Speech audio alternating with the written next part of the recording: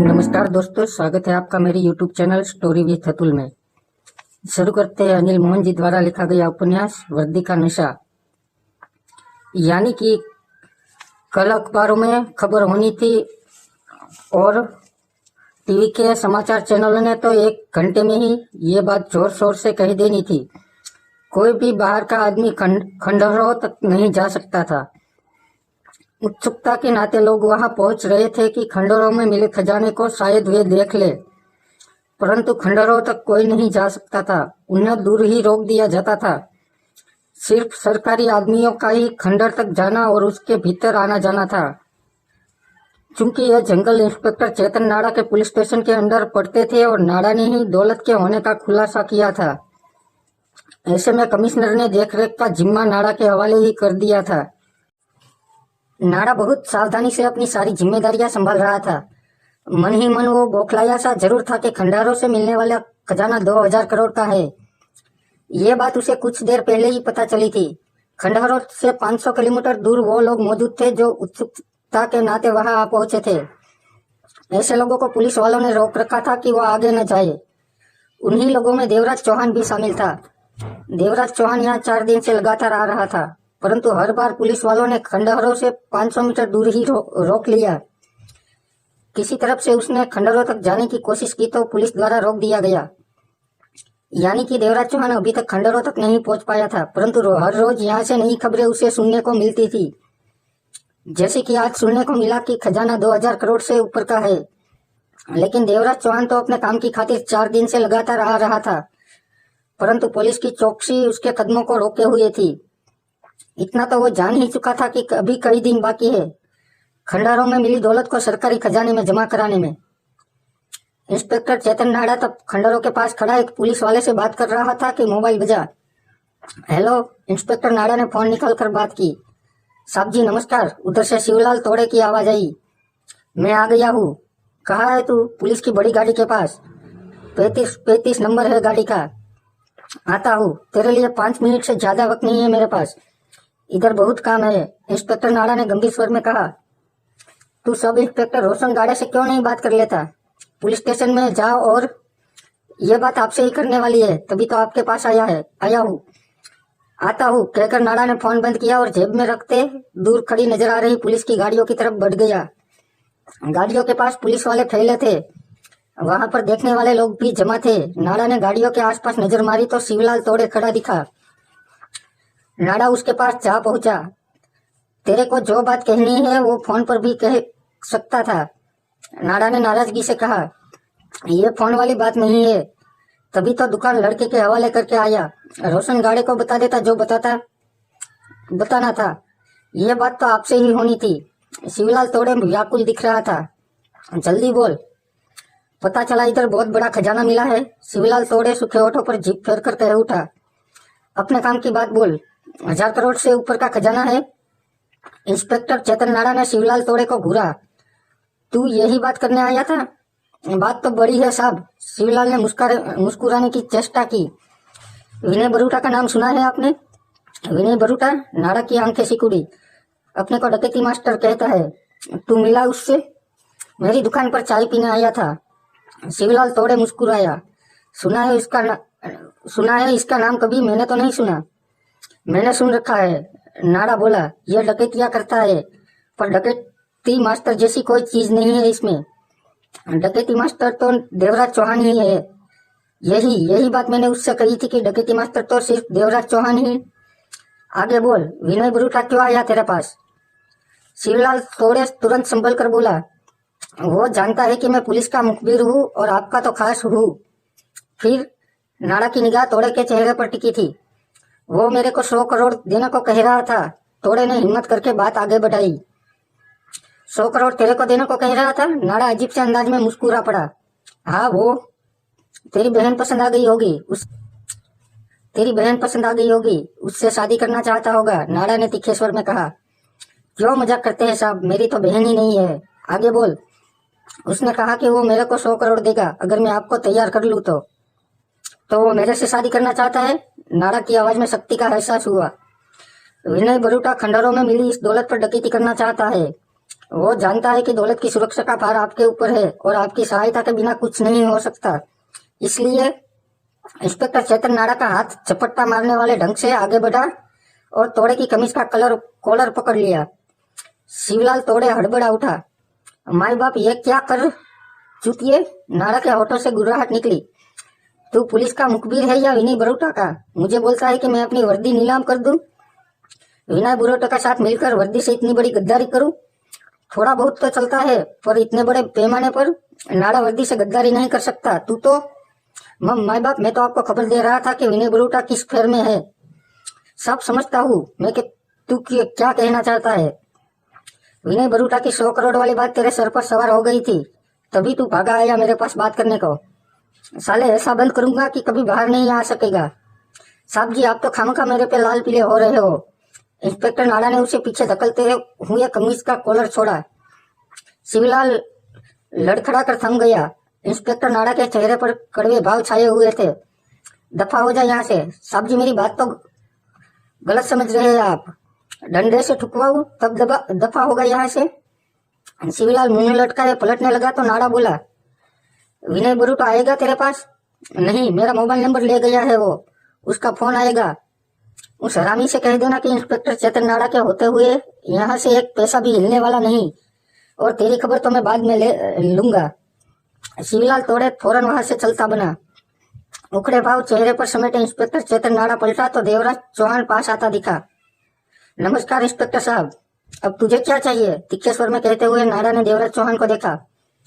मैं नया भारत अखबार का रिपोर्टर सुंदरपाल हूँ। आपने मुझे टीवी पर अक्सर देखा होगा। देवराज चौहान बोला। टीवी देखने का वक्त ही कहाँ मिलता है। इंस्पेक्टर नाड़ा कुछ नर्म पड़ा। तुम्हारा कैमरा कहाँ है? कैमरामैन जरा उधर व्यस्त है, उसे मैं अभी बुला लेता हूँ। तब तक आप यह बताइए कि खंडहरों में कितने कमरे हैं? 9 कमरे। सब पर ताला लगा था? देवराज चौहान ने पूछा। हाँ, अब सब कमरों के ताले तोड़कर उन्हें भीतर से देख लिया गया है। 9वां कमरा का ताला 2 घंटे पहले ही खोला गया है। उसमें भी दौलत है? हाँ, दौलत को जांचने वाले एक्सपर्ट कह रहे हैं कि 2000 करोड़ से ज्यादा की दौलत है। क्या उसमें 9वें कमरे की दौलत को भी जोड़ लिया गया है, जबकि उसे 2 घंटे पहले ही खोला गया है? पूछा देवराज चौहान ने। 9वें कमरे की दौलत को नहीं जोड़ा गया अभी, जबकि सबसे ज्यादा दौलत 9वें कमरे में ही है। वो बड़ा कमरा है। नाड़ा बोला। दौलत किस रूप में मिली है? हीरे, पन्ने, जवेरात, मुकुट, सोने की जंजीरें, हीरा जड़ित सोने के सिंहासन, इस तरह की ढेरों चीजें है। 9वें कमरे को मिलाकर कितनी दौलत हो जाएगी कुल? ये बात तो एक्सपर्ट ही बता सकते हैं। मेरा काम तो यहाँ की सुरक्षा देना है। इंस्पेक्टर चेतन नाड़ा ने मुस्कुराकर कहा। यहाँ इतनी बड़ी दौलत है, कोई भी उसे लूटने की चेष्टा कर सकता है। कोई बेवकूफी होगा जो ऐसा सोचेगा, नाड़ा ने विश्वास भरे स्वर में कहा। यहाँ दिन रात पुलिस वालों का सख्त पहरा रहता है। अब तो यहाँ रात को भी लाइट का इंतजाम कर लिया गया है, और जब तक मैं यहाँ हूँ यहाँ से कोई कुछ नहीं ले जा सकता। वैसे मुझे लगता नहीं कि इतने हथियारबंद पुलिस वालों के होते हुए कोई इस दौलत पर हाथ डालना चाहेगा। तभी दूर से एक पुलिस वाले ने इशारे से नाड़े को बुलाया। मैं चलता हूँ, मेरा नाम इंस्पेक्टर चेतन नाड़ा है। टीवी में मेरा नाम ही दे देना, दोबारा आना तो कैमरा लेकर आना। कहने के साथ ही नाड़ा तेजी से वहां से चला गया। देवराज चौहान वही खड़ा सोचभरी निगाहों से नाड़ा को जाते देखता रहा। फिर उसकी निगाह इधर उधर फिरने लगी। वो अपना रास्ता तैयार करने की चेष्टा में था, परंतु कहीं भी गुंजाइश दिखाई नहीं दे रही थी। शाम के 6 बज रहे थे। शिवलाल तोड़े दुकान बंद करने की तैयारी में था। लड़कों ने सारा सामान दुकान में धकेल दिया था। शाम 4-5 बजे के बाद चाय का काम खत्म हो जाता था। आज तोड़े का मूड ऑफ था। इंस्पेक्टर चेतन नाड़ा ने ऐसी डांट लगाई थी कि उससे वो परेशान हो उठा था। सोच रहा था कि 100 करोड़ हाथ से निकल गया। नाड़ा मान जाता तो बढ़िया हो जाता। तभी उसका मोबाइल बज उठा। हेलो, तोड़े ने बात की। मैं विनय बरूटा। जगमोहन की आवाज आई। इंस्पेक्टर चेतन नाड़ा से बात कर ली? तुमने तो आज मेरी किरकिरी करा दी, तोड़े तीखे स्वर में बोला। क्यों, क्या हुआ? साले ने मेरी बात सुनते ही मेरी कमीज का कॉलर पकड़ लिया। हत्थे से उकड़ गया कमीना। मैंने तेरे को पहले ही बताया था कि इतनी बड़ी गड़बड़ के लिए तैयार नहीं होगा, तोड़े ने कहा। कहता क्या है? बोलता है मेरे होते कोई यहाँ से एक पैसा भी नहीं ले जा सकता। वो दिखावा कर रहा था या सच में कड़क है? दिखावा करता तो नहीं दिखा, और रिश्वत भी लेता है। मैंने कई बार रिश्वतों की रकम उस तक पहुंचाई। उस इंस्पेक्टर का फोन नंबर दे मुझे। क्यों? मैं बात करता हूँ। तुम मेरे को बीच में से निकाल रहा है? निकाल नहीं रहा। तेरा 100 करोड़ पक्का है अगर वो तैयार हो गया तो। मुझे कैसे पता चलेगा कि वो तैयार हुआ कि नहीं? मैं तेरे को फोन करके बताऊंगा। गद्दारी तो नहीं करेगा? क्या बात करता है यार तू? विनय बरूटा से बात कर रहा है। तोड़े ने इंस्पेक्टर चेतन नाड़ा का मोबाइल नंबर बता दिया। खंडारों में वही चहल पहल थी। शाम हो चुकी थी। इंस्पेक्टर नाड़ा हर वक्त व्यस्त रह रहा था। कभी खंडरों में चला जाता तो कभी बाहर मौजूद पुलिस वालों को चेक करता कि वो ठीक से खड़े हैं। कोई बाहर का आदमी तो वहां तक नहीं पहुंच गया। इस वक्त नाड़ा खंडरों से बाहर निकला था कि एक पुलिस वाला हाथ में कॉपी थामे पास आया। सर, इस पर साइन कर दीजिए। वो पुलिस वाला कॉपी खोलता कह उठा, क्यों? दोपहर के खाने का बिल है। नाड़ा ने पेन निकाला और कॉपी के खुले पेज पर साइन कर दिए। साथ ही बोला, ये 220 आदमियों के खाने का बिल है। लिखा है इसमें। हम पुलिस वाले तो 150 ही है, बाकी सरकारी लोग भी तो है। मुझे ऊपर से ऐसा कोई ऑर्डर नहीं है कि बाकी लोगों के खाने का बिल पुलिस डिपार्टमेंट देगा। नाड़ा ने कहा, तो क्या करे सर? अभी चलने दो, मैं कमिश्नर साहब से बात करूंगा।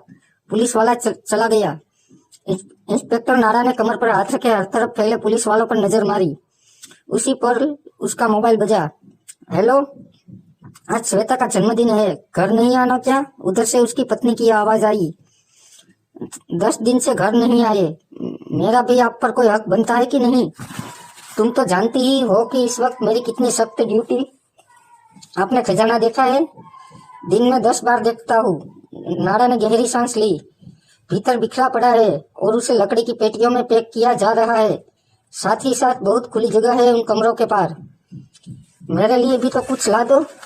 उधर से उसकी पत्नी ने कहा, तुम्हारे लिए कोई हीरा पन्ना या हार? या क्यों मेरे लिए मुसीबत खड़ी करती हो?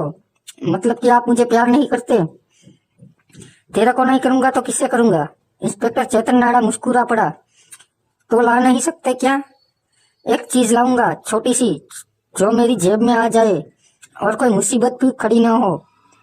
ठीक है, पर कोई अच्छी सी चीज लाना कि जो हाथ लगा तुम्हारे लिए वही लाऊंगा। वो दुकान नहीं है कि चीज देख कर लाऊं। समझ गई? जो भी हाथ लगे लाना जरूर। नाड़ा ने फोन बंद किया और जेब में रखा कि पुनः बजने लगा फोन। क्या है? इंस्पेक्टर नाड़ा ने फोन निकालकर झल्लाते हुए कान से लगाकर कहा। इंस्पेक्टर चेतन नाड़ा। दूसरी तरफ से जगमोहन का शांत स्वर कानों में पड़ा। नाड़ा थोड़ा सा संभला। कौन? विनय बरूटा। जगमोहन का स्वर शांत था।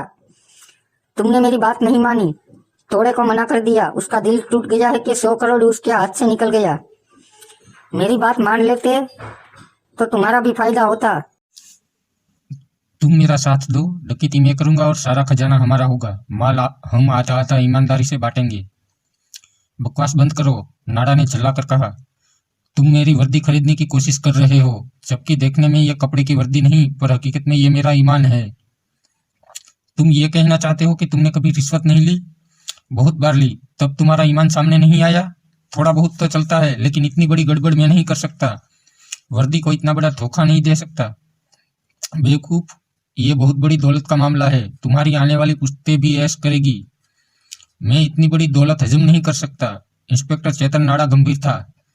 दोबारा मुझे फोन मत करना विनय बरूटा, मैं इस मामले में बिकाऊ नहीं हूँ। ये दौलत सरकार के खजाने में ही जाएंगी। तेरा बाप पागल तो नहीं था इंस्पेक्टर? एक बार मेरे हाथ लग जा, तब इस बात का जवाब दूंगा। जवाब देने में जल्दी मत कर, आराम से सोच। मैं तेरे को कल फोन बात मानने वाली होती तो मैं मान चुका होता। नाड़ा ने कहने के साथ ही फोन बंद कर दिया। चेहरे पर गंभीरता और सोच के भाव लहरा रहे थे। फिर बड़बड़ा उठा, इस मामले में मैं कोई बेईमानी नहीं करूंगा। वर्दी का फर्ज भी तो निभाना है, और ऐसा फर्ज पूरा करने का मौका कभी कभी ही मिलता है। इतना माल तो मैं हजम नहीं कर पाऊंगा। सब इंस्पेक्टर रोशन गाड़े ने खूंटे से पैंट उतारी और पहनने लगा। वो 40 वर्ष का सांवले रंग वाला सेहतमंद व्यक्ति था। 20 साल पहले पुलिस में भर्ती हुआ था। सब इंस्पेक्टर के रूप में ही पुलिस की नौकरी शुरू की थी और आज ही सब इंस्पेक्टर ही था। पार्वती के साथ शादी को 15 साल हो गए थे, परंतु औलाद नहीं थी कोई। 35 की हो गई थी पार्वती, परंतु 28 से ज्यादा न लगती थी। वो सांवले रंग की तीखी नैन नक्श की थी। उसे रोशन गाड़े से शिकायत थी तो सिर्फ यही थी कि उनका बच्चा नहीं हो सका। इस मामले में गाड़े बेपरवाह सा रहता था। रोशन गाड़े ने वर्दी पहनी, कमीज के बटन बंद किए और ऊंचे स्वर में बोला, नाश्ता तैयार हो गया पारो, 10 बज रहे हैं, जल्दी कर। ला रही हूँ रोमियो, किचन से पार्वती की आवाज आई। रोमियो? राशन गाड़े ने मुंह बनाया। साली को कितनी बार समझाया है, पारो के साथ देवदास का नाम लगता है, रोमियो का नहीं। पता नहीं इसे अक्ल कब आएगी। तभी पार्वती 2 प्लेटें थामे भीतर पहुंची और उन्हें डाइनिंग टेबल पर रखती बोली, ये लो, आज पराठे बनाए हैं, दही के साथ खाना, मजा आएगा। सब इंस्पेक्टर गाड़े फौरन डाइनिंग टेबल की कुर्सी पर आ बैठा। तुम नहीं खाओगी? तुम खाओ और जाओ, मैंने कोई ड्यूटी पर थोड़ी न जाना है। पार्वती भी कुर्सी पर बैठ गई। तुम्हारी ये सब इंस्पेक्टर की वर्दी देख देख कर मैं तंग आ गई हूँ। इंस्पेक्टर वगैरह कब बनोगे? क्या जरूरत है? पराठा खाते गाड़े मुस्कुराया। अरे, इंस्पेक्टर का रौब होता है, तनख्वाह भी ज्यादा होती है। तेरे को तनख्वाह की क्या जरूरत पड़ी? गाड़े मुस्कुरा रहा था। कितनी तनख्वाह है मेरी? 26,000। और तेरे हाथ पर महीने का क्या रखता हूँ? 2 लाख तो ले ही आते हो। फिर इंस्पेक्टर बनने का क्या फायदा? इंस्पेक्टर बनकर महीने का 2 का 10 लाख लाओगे। तेरा पेट खराब हो जाएगा 10 लाख से, 2 लाख ही बहुत है। हजम करती रहे। इंस्पेक्टर पर सबकी नजर रहती है कि वो क्या कर रहा है। बड़ा ओहदा है, परंतु सब इंस्पेक्टर पर कोई नजर नहीं रखता। फंसने के चांस कम होते हैं। रोशन गाड़े समझाने वाले स्वर में बोला, ऐसे में थोड़ा खाओ और सारी उम्र खाते रहो। बाजू के बैंक वाला लॉकर मर गया है, पार्वती बोली। 7 लाख घर में ही रखा है। नकदी घर में मत रखा कर, तेरे को कितनी बार बोला है। तो क्या करूं? किसी दूसरे बैंक में एक और लॉकर ले ले। नोटों को ठिकाने लगाने की समझ नहीं आई अभी तक तेरे को? तू साथ चलता है किधर? दूसरे बैंक में नया लॉकर लेने को? नौकरी के काम छोड़कर मैं तेरे साथ लॉकर लेने आऊंगा बैंक में? गाड़े ने मुंह बनाया। मुझे देखकर तो बैंक वाले यही सोचेंगे कि रिश्वत के नोट रखने के लिए बैंक में लॉकर ले रहा हूँ। ऐसे कामों में मेरे को मत घसीटा कर। जरा जरा से काम तू खुद ही कर लिया कर। बात अधूरी रह गई गाड़े की। मोबाइल बजने लगा। परांठा छोड़कर गाड़े ने जेब से मोबाइल निकालकर स्क्रीन पर आया नंबर देखा। साहब का फोन है, तू चुप रहना, गाड़े ने पार्वती से कहा, फिर बात की फोन पर। Yes sir. क्या कर रहे हो? अभी तक पहुंचे नहीं पुलिस स्टेशन? दूसरी तरफ इंस्पेक्टर चेतन नाड़ा था। सर, मैं चंपा के बयान ले रहा हूँ। कल उसने बलात्कार की रिपोर्ट लिखाई। चंपा के साथ नहीं, उसकी बेटी कृष्णा के साथ बलात्कार हुआ था। वही सर, माँ बेटी दोनों के बयान ले रहा हूँ, गाड़े ने जल्दी से कहा। तुम रात से ही पुलिस स्टेशन में नहीं हो, क्या करते फिर रहे हो? रात में गश्त पर था, कुछ तबीयत बिगड़ गई तो चांदना हलवाई के बाहर पड़े बेंच पर लेट गया। चंपा और कृष्णा के बयान लेकर पुलिस स्टेशन पहुंचा। मुझे वापस खंडोरों में भी जाना है। Yes sir. बातचीत बंद हो गई। फोन जेब में रखता उखड़े स्वर में गाड़े के ही उठा। साला 1 मिनट का चैन नहीं है, घर आने का भी वक्त नहीं मिलता। तो नौकरी छोड़ दो। चुप कर, बढ़िया नोट बन रहे हैं और तू नौकरी छोड़ने की सलाह दे रही है। औलाद तो है नहीं कि नोट उनके काम आते, बुढ़ापे में हमारे काम आएंगे। और रोमियो? रोमियो नहीं, देवदास। पारो के साथ देवदास लगता है। तू मेरी पारो है, गाड़े झल्ला कर बोला। रोमियो हो या देवदास, पार्वती ने नाराजगी से कहा। तुम अभी तक बच्चा पैदा नहीं कर सके। मैं नहीं कर सका? और क्या, तुम ही तो। बच्चा पैदा करने के लिए जो करना होता है वो मैं 15 सालों से कर रहा हूँ, तो फिर बच्चा क्यों नहीं हुआ ये तुम जानो। मेरे साथ डॉक्टर के साथ चलो, चेकअप कराते हैं, पता तो चला कि कहाँ गड़बड़ है। पार्वती बोली। तेरे को कभी मेरे में कमजोरी दिखी? नहीं। तो फिर अपना चेकअप करा कि मैं बच्चा पैदा करने से वास्ता रखती बात कर रही। पहाड़ में जा तू। गाड़े बिगड़े मूड के साथ उठ खड़ा हुआ। नहीं होता बच्चा तो मत हो, मेरे पास करने को और बहुत काम है। तेरे को हर वक्त बच्चे की लगी रहती है। तो क्या करूं? तुम तो ड्यूटी पर चले जाते हो, 3-3 दिन के बाद लौटते हो, मैं अकेली। दरवाजा बंद कर ले। गाड़े मोटरसाइकिल की चाबियां उठाकर बाहर की तरफ बढ़ते हुए बोला। आजकल चोर इस बात की परवाह नहीं करती कि ये घर पुलिस वालों का है। उन्हें तो बंद दरवाजा खुला मिलना चाहिए। दूसरे बैंक में लॉकर ले और घर में पड़ा पैसा वहां रख। आजकल पुलिस वालों के घर पर छापे भी बहुत पड़ रहे हैं। ऐसा कुछ हो गया तो अगला पिछला सारा माल सामने आ जाएगा, समझी कि नहीं? समझ गई, ले लूंगी लॉकर, पार्वती ने बेमन से कहा। सब इंस्पेक्टर रोशन गाड़े दरवाजा खोलकर बाहर निकल गया। पार्वती वही बैठी रही, चेहरे पर नाखुशी के भाव थे। फिर बाहर मोटरसाइकिल स्टार्ट होने की आवाज आई और उसके दूर जाने की आवाज। पार्वती गहरी सांस लेकर उठी कि दरवाजा बंद कर सके। तभी उसका मोबाइल बजने लगा। फोन किचन में रखा था। किचन में पहुंचकर फोन उठाया। हेलो, मैं हूं रानी। दूसरी तरफ से युवक की आवाज आई। पार्वती के चेहरे पर मुस्कान नाच उठी। कैसा है रे पप्पू? पार्वती ने अदा के साथ पूछा। मैं इधर ही हूँ, तेरे घर के बाहर। 2 दिन से तेरे को मिला नहीं, बहुत मन था तुझसे मिलने का, पर इधर पल्सर खड़ी देखा तो समझ गया तेरा आदमी घर पर है। तभी वो बाहर निकला और चला गया। बोल, अंदर आऊं क्या? आजा। पार्वती के चेहरे की मुस्कान गहरी हो गई। वो आएगा तो नहीं? उधर से पप्पू पासवान की आवाज आई। नहीं, पर तेरा मन तो है ना? कहीं तेरा आदमी तेरा मन भर गया हो? तेरे से प्यार करके मन भरता है, अब तो तेरी आदत पड़ गई है पप्पू, पार्वती ने प्यार से कहा। अभी आया रानी, दरवाजा खुला ही है, कहकर पार्वती ने मोबाइल बंद करके रखा और ड्राइंग रूम में आ गई। सामने खुला दरवाजा था। 2 मिनट भी नहीं बीते कि 20-22 वर्ष के युवक ने भीतर प्रवेश किया और दरवाजा बंद कर दिया। दोनों की नजरें मिली। पार्वती ने बाहें फैला दी। युवक आगे बढ़ा और पार्वती को बाहों में ले लिया। पार्वती ने भी उसे भींच लिया। दोनों मिनट भर एक दूसरे को जकड़ते रहे। यह पप्पू पासवान था। रानी, मुझे भी तेरी आदत पड़ गई है, पप्पू पासवान मस्ती भरे स्वर में कह उठा। सच में? कसम से। 6 महीने हो गए, बच्चा नहीं ठहरा अभी। पार्वती के स्वर में भी मस्ती आ गई थी। ठहरेगा, जरूर ठहरेगा। पप्पू उसके कुल्लों पर हाथ फेरता बोला। इधर कमरे में चल, वहां कोशिश करते हैं ठहराने की। सब इंस्पेक्टर रोशन गाड़े पीले रंग की पल्सर बाइक पे सड़क पर सवार मध्यम गति से जा रहा था। उसकी खाकी वर्दी चमक रही थी। सर पर हेलमेट की अपेक्षा वर्दी की कैप पहन रखी थी। तभी उसका मोबाइल बज उठा। सड़क किनारे उसने पल्सर रोकी और मोबाइल निकालकर बात करने से पहले स्क्रीन पर आया नंबर देखा, जो कि उसे समझ में नहीं आया। हेलो, गाड़े ने बात की। इस दौरान वो पल्सर पर बैठा रहा।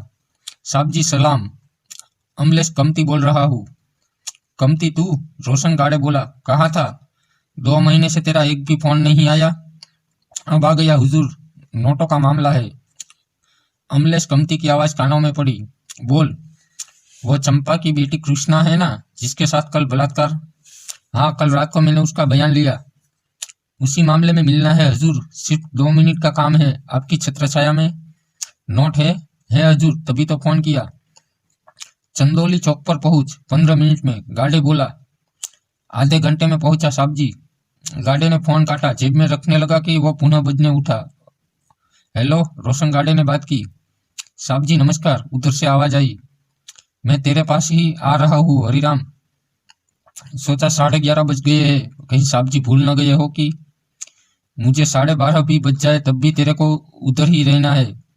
तुम्हें पार्टी का काम निपटाना है। काम तो हो ही जाएगा, मैं आपका इंतजार कर रहा हूँ। गाड़े ने फोन से नया नंबर मिलाया, बात हो गई।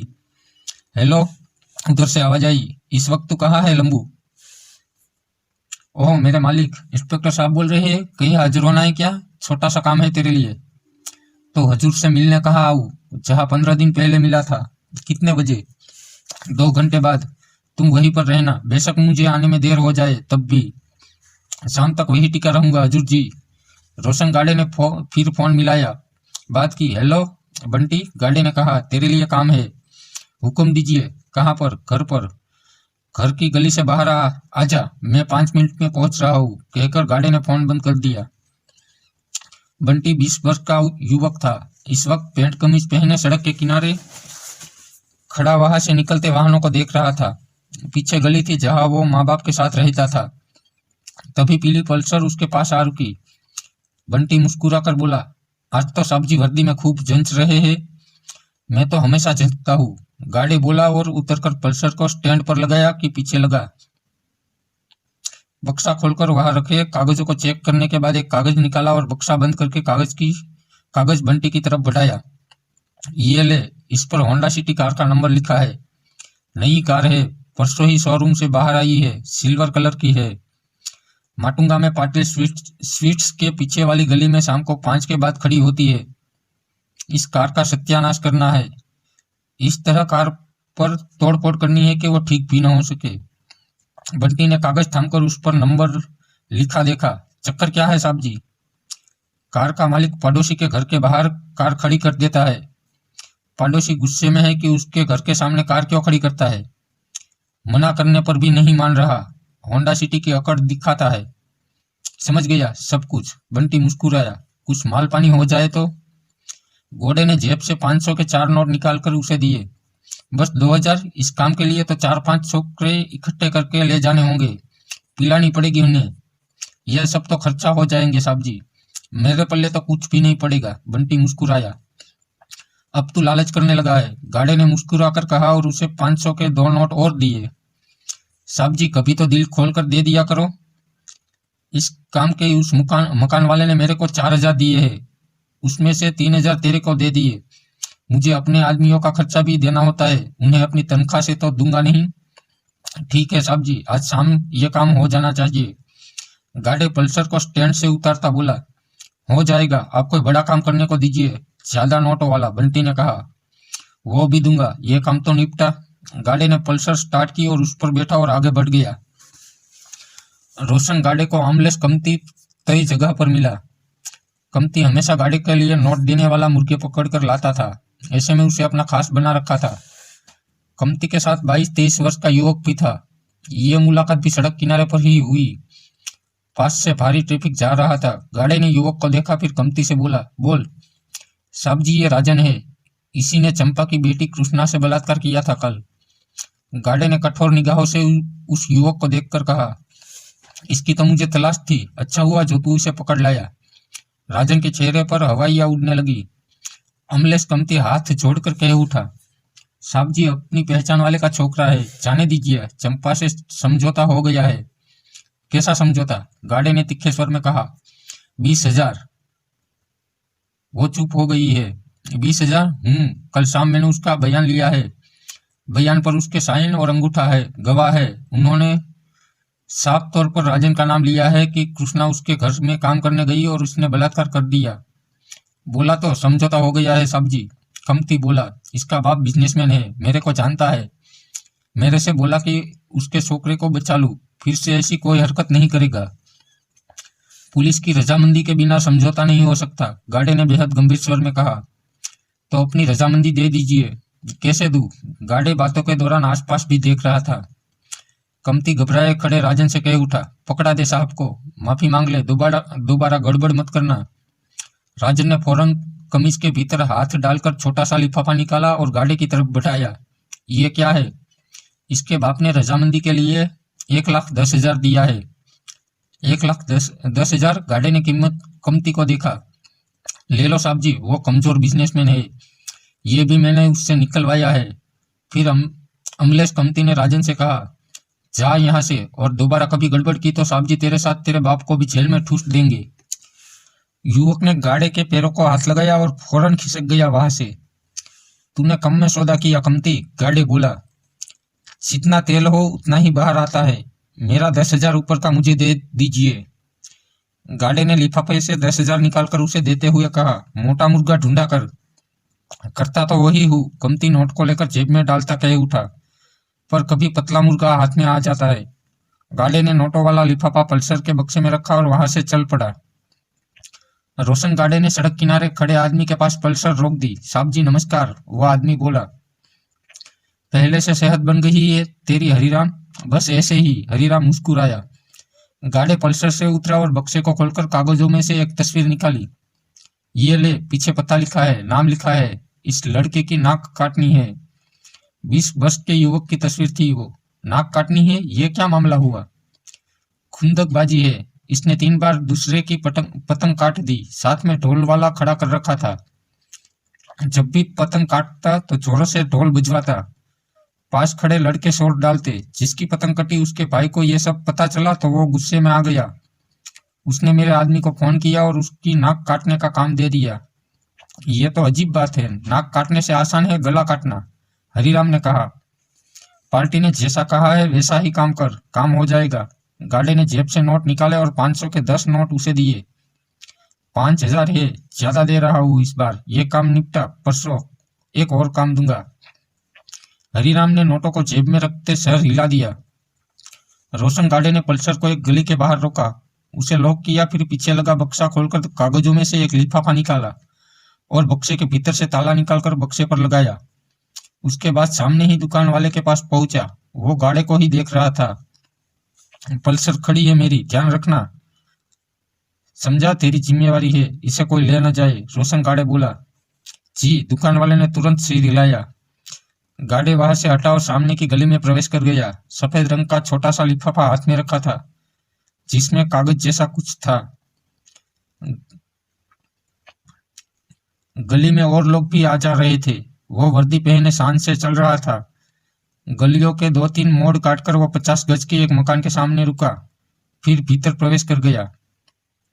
गेट के भीतर थोड़ी सी जगह खाली थी, फिर सामने कमरा था जिसका दरवाजा खुला हुआ था। गाड़े बिना रुके खुले दरवाजे से भीतर प्रवेश करके ठिठक गया।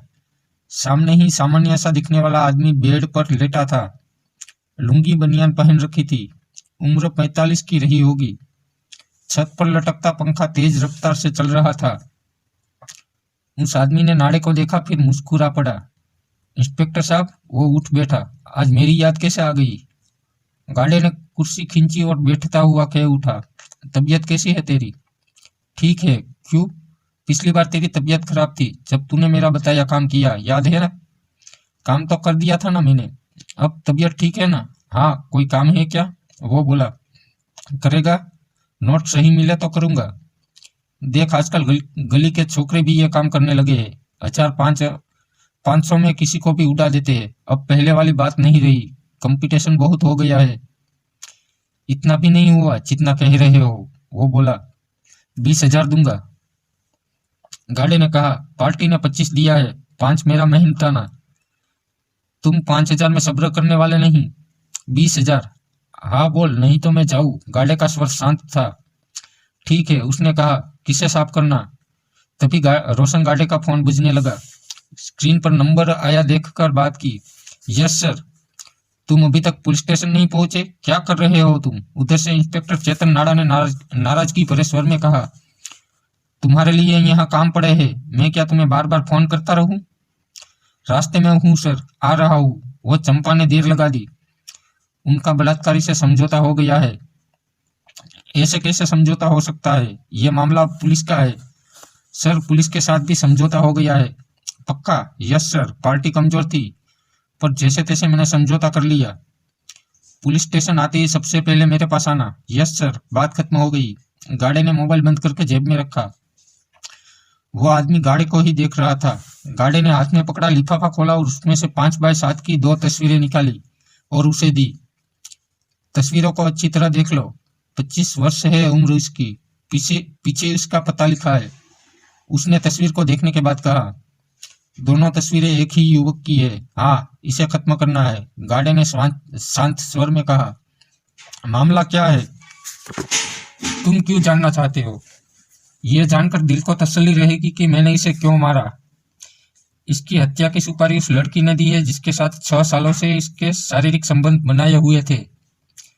दोनों ने शादी करनी थी, परंतु एन मौके पर लड़के ने धोखा देकर दूसरी लड़की से शादी कर ली, गाड़े ने बताया। उसने सर हिलाया, तस्वीर बेड पर रख दी, गाड़े को देखा। गाड़े ने पैंट की छोटी जेब से 500 के नोट निकाले और गिनकर उसे दिए। पूरे 20,000 है। नोट उसने ले लिए। काम कब तक होगा? 7 दिन के भीतर हो जाएगा। चलता हूँ। गाड़े उठा और बाहर निकलता चला गया। रोशन गाड़े पुलिस स्टेशन पहुंचा तो दोपहर के 2:30 बज रहे थे। पुलिस स्टेशन में हर रोज की तरह गहमा गहमी थी। गाड़े ने भीतर प्रवेश किया तो सामने से आता हवलदार कह उठा, इंस्पेक्टर साहब आपको बहुत बार पूछ चुके हैं, वो सुबह से ही थाने में मौजूद है। मैं उन्हीं के बताए काम को करने गया था, वो भूल गए होंगे, गाड़ी ने कहा और आगे बढ़ गया। वहां दिखने वाले पुलिसमैनों से उसकी दुआ सलाम हो रही थी। एक कमरे में शोर हो रहा था। 2 पार्टियां झगड़ रही थी कि पहले झगड़ा दूसरी पार्टी ने शुरू किया। थाने में यह सब होता ही रहता था। रोशन गाड़े ने इंस्पेक्टर चेतन नाड़ा के ऑफिस में प्रवेश किया। देर हो जाने की मैं माफी चाहता हूँ सर। गाड़े टेंशन खड़ा होता बोला। 55 वर्षीय इंस्पेक्टर चेतन नाड़ा ने गाड़े को घूर कर देखा। तुम आधा दिन बर्बाद कर आए हो। Sorry sir. उसकी वर्दी पर निगाह मारते इंस्पेक्टर चेतन नाड़ा ने चुपते स्वर में कहा, घर गए थे? गाड़े शक पकाया।